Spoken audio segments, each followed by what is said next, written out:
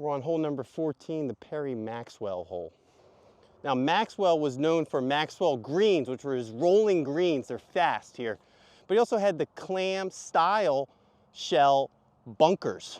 And Perry Maxwell was really known for his rolling greens. They called them the Maxwell greens. So let's give him a try here.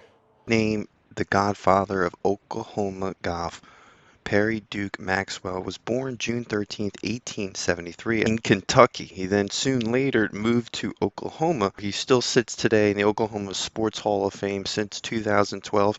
He's also the founding member of America's Society of Golf Architects, which is still very strong today. We might even be joining ourselves.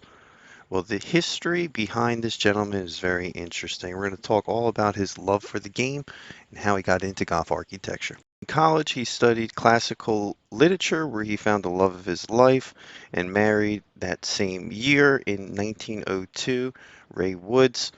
Now, poor health temporarily suspended his graduation, but he was able to settle on a banking job and eventually became the vice president for a national bank into his mid-30s. In 1913, on the land he owned that was a site of a dairy farm, Maxwell built a 9-hole golf course. Still remains there to this day. It was opened in 1923, Nick Hills Golf and Country Club. Now, Maxwell's been around some of the finest golf architects during this period of time, like Donald Ross. And if you were around these people, chances are you were building golf courses at some point. It's a very interesting society to be around at that time. Donald Ross was not trained in golf architecture, like Maxwell himself.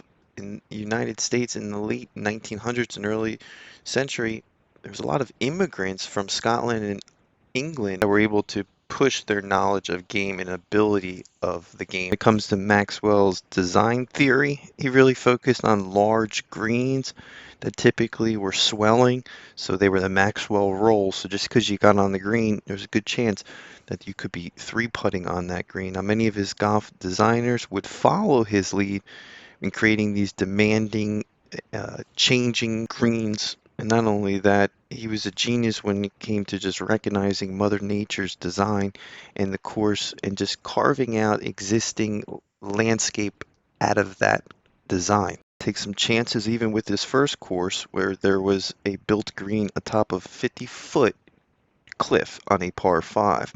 So I think that kind of set the tone for these other golf designers to realize this guy's not messing around on his first golf design. In the 1930s, Maxwell really became a force to be reckoned with in the golfing industry. In 1931, Dr. Mackenzie and Bobby Jones were involved in the development of Augusta National in Georgia, which we all know that. He invited Maxwell to come be a partner, and since then, the rest was history. He's built numerous courses, some of which I think I've played. Hopefully we'll go back and take a look. If you played any of his courses, let us know if you're a fan of this gentleman. And we're learning a lot about these golf designers. Hopefully we'll reach out to some of the ones that are living and we could do some reviews or even some interviews down the road. If you like that, write down in the comment section. Heads off to Maxwell and all of his courses he's designed.